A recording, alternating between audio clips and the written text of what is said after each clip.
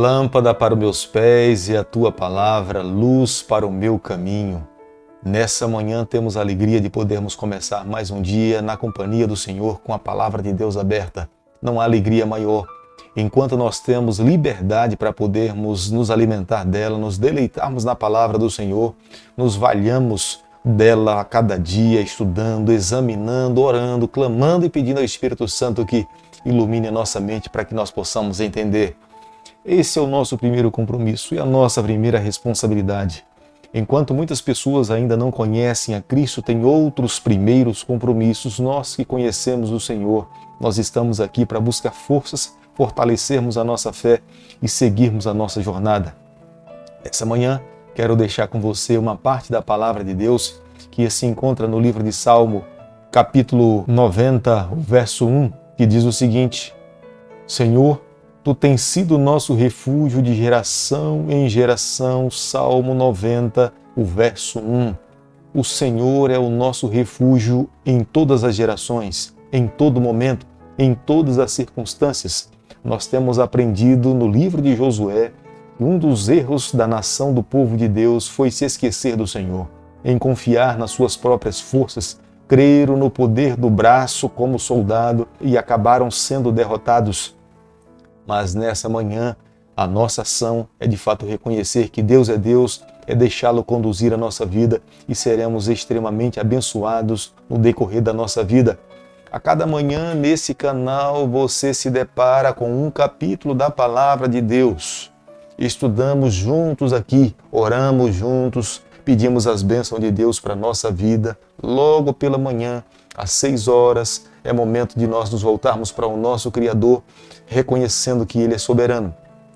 E nesse momento, quero mais uma vez convidar você a ter nas mãos a palavra de Deus no livro de Josué, capítulo 9, o verso 1 e o verso 2.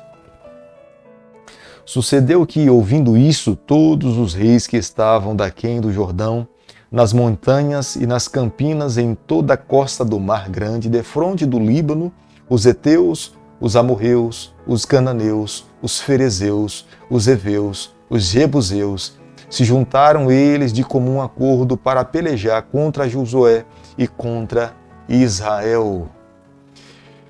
Nós não podemos nos esquecer que Deus tinha prometido vitória, estar ao lado do seu povo na conquista da terra que Deus estava dando como herança em ter assumido a aliança com Abraão, Isaque e os patriarcas do Antigo Testamento. Deus estava cumprindo gradativamente a sua palavra. O que de fato o povo de Deus precisava fazer era manter a sua fé, a sua confiança no Senhor. Os céus, eu preciso falar para você nessa manhã, é otimista. Deus é extremamente otimista. Deus espera que os seus filhos se apoderem da bênção pela fé. Ele quer de fato derramar bênção sem medida sobre o seu povo, mas Ele espera que os seus filhos vivam uma vida de confiança nas suas promessas e na sua pessoa. Deus também não espera que o seu povo seja presunçoso. Depois de muitas conquistas, acreditem que podem andar sozinhos. E Deus não espera isso, pelo contrário. Deus espera que toda uma trajetória de um povo, de um ser humano, seja uma vida de dependência no Senhor.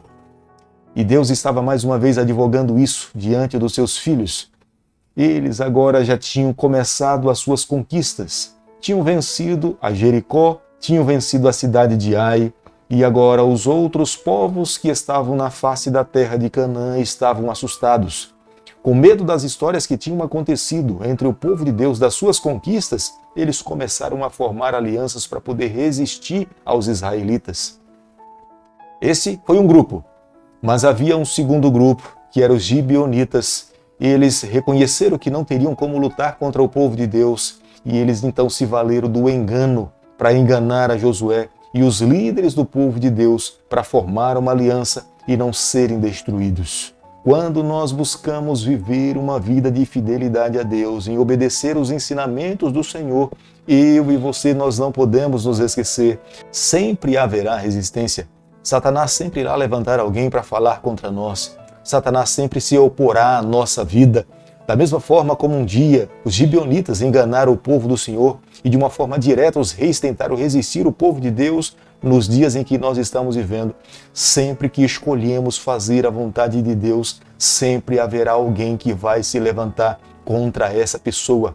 Mas para que possamos resistir, nós precisamos nos voltar para o Senhor. Nós precisamos abrir o nosso coração a Deus. Nós precisamos cada vez mais estreitarmos o nosso relacionamento com o nosso Deus para que possamos, ao lado dele, ter sabedoria e alcançarmos a vitória vinda dos céus. No verso 1 fica muito evidente para nós que as notícias da conquista do povo de Deus sobre Jericó e Ai fez com que os reis da além do Jordão começassem a temer.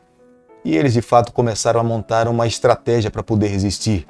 Eles também souberam da reunião que tinha acontecido em Ebal, onde o povo de Deus tinha conclamado mais uma vez uma aliança com seu Deus, e eles falaram que estavam dispostos a seguir os ensinamentos do Senhor. Com essa declaração, eles estavam dizendo que o único Deus que deveria ser adorado era o Deus de Abraão. Dessa forma também, Deus se tornava um Deus missionário.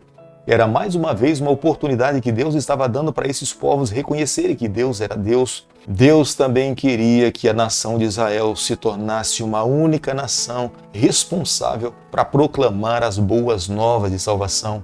Eles iriam unir todos os povos sob a face da terra pelo governo do Deus eterno através da teocracia. Isso causou muito medo a todos os povos que estavam sob a face da terra.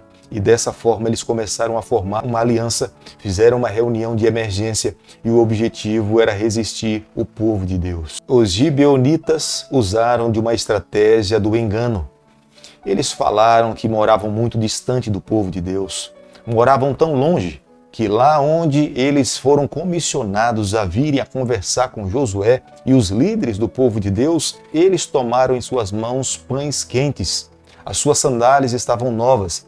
As suas roupas estavam recém-confeccionadas, mas a distância que eles percorreram até chegar onde estavam os israelitas fez com que as suas roupas ficassem desgastadas, as suas sandálias desgastadas, os seus pães estivessem velhos, embolorados, e eles estavam extremamente cansados, e era a razão pela qual eles estavam ali, para formar uma aliança com o povo de Deus.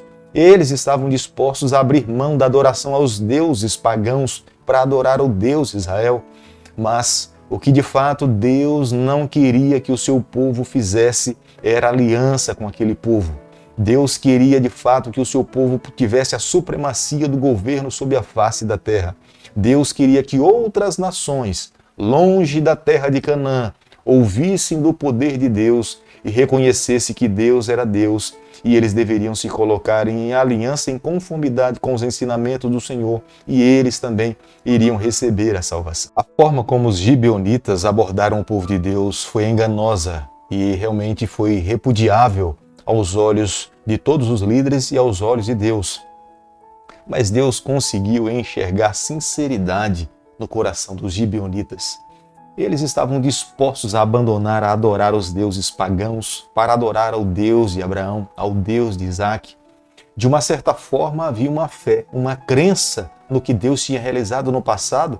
Eles estavam dispostos também a seguir a esse mesmo Deus, embora nós reconheçamos, eles erraram em enganar, mas eles estavam expressando uma fé, uma crença no que Deus poderia fazer através deles.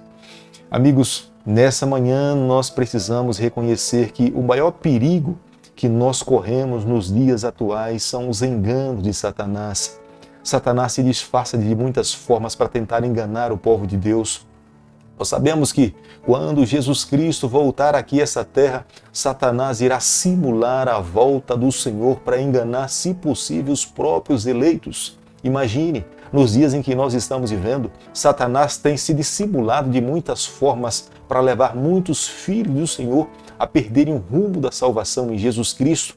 Por isso que, a cada dia, e esta era a orientação de Deus, nós não podemos menosprezar as orientações do Senhor. Nas mínimas questões, nas mínimas decisões da nossa vida, nós precisamos consultar ao Senhor. Nós precisamos nos valer da Sua palavra para sabermos se as nossas ações estão em conformidade com a vontade de Deus. Agindo dessa forma, tenha certeza, nós teremos nós teremos um futuro feliz, glorioso ao lado do nosso Salvador. As mesmas motivações que levaram os gibeonitas a procurar o povo de Deus foram as motivações que também levou Raabe a crer no poder de Deus. Embora as atitudes fossem diferentes, Raabe foi honesta, ela foi verdadeira. Ela prontamente reconheceu que Deus é Deus e fez a sua confissão, enquanto os gibeonitas usaram de uma estratégia de engano, mentiram, mas no fundo havia um desejo de também servir ao Deus de Abraão e ao Deus de Isaac. Josué, capítulo 9, o verso 14, a palavra de Deus diz o seguinte: Então os israelitas tomaram da provisão e não pediram conselho ao Senhor. Foi o erro dos israelitas. Eles deveriam ter consultado o sacerdote Eleazar. O sacerdote Eleazar, através do Urim e Turim, eles deveriam ter consultado a Deus e Deus teria dado uma resposta. Nós não sabemos o que Deus teria respondido. Creio que diante de uma nação como os gibeonitas que iriam servir ao Deus de Abraão, Deus queria salvar a todos os povos. Deus não tem prazer na morte, pelo contrário, Deus almeja que todos os povos cheguem ao pleno reconhecimento, ao arrependimento da verdade e vivam ao lado do Senhor. Mas os israelitas erraram em confiar na sua própria capacidade, na sua própria inteligência, no seu próprio discernimento e assumiram uma aliança com os gibeonitas sem primeiramente consultar ao Senhor. Deus queria ser consultado e por isso eles foram enganados. Os gibeonitas não moravam tão longe como eles falaram.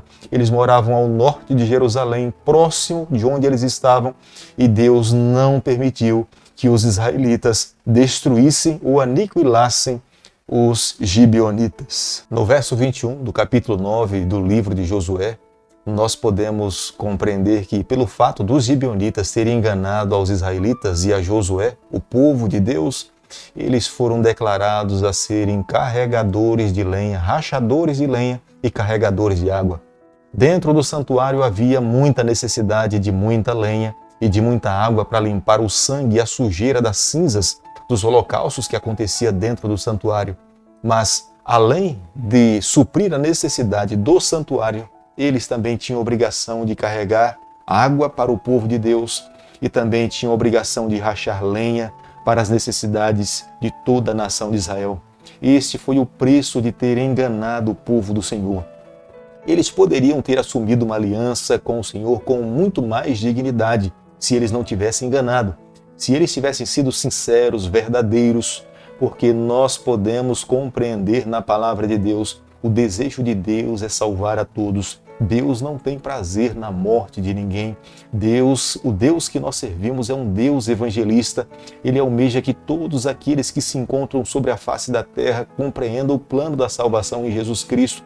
E Deus estava oferecendo o melhor para o seu povo, para que eles tivessem condições de cumprir os propósitos de Deus, para que eles tivessem forças para disseminar, evangelizar, mostrar ao mundo quem verdadeiramente era o Deus de Abraão, é o Deus de Isaac. Querido amigo, nessa manhã, ao concluirmos o capítulo 9 do livro de Josué, eu e você, nós precisamos chegar às seguintes conclusões.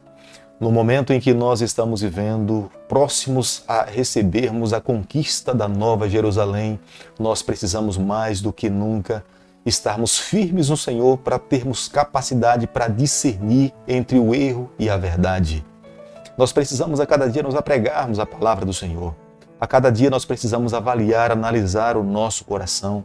Nós precisamos renovar o nosso compromisso de andar mais próximo de Deus. É por isso que a cada manhã eu e você nós somos chamados a vivermos dessa forma. Tenha certeza, os erros pelas quais um dia o povo de Deus falhou e perderam muito das bênçãos de Deus foi por razões de não consultar ao Senhor.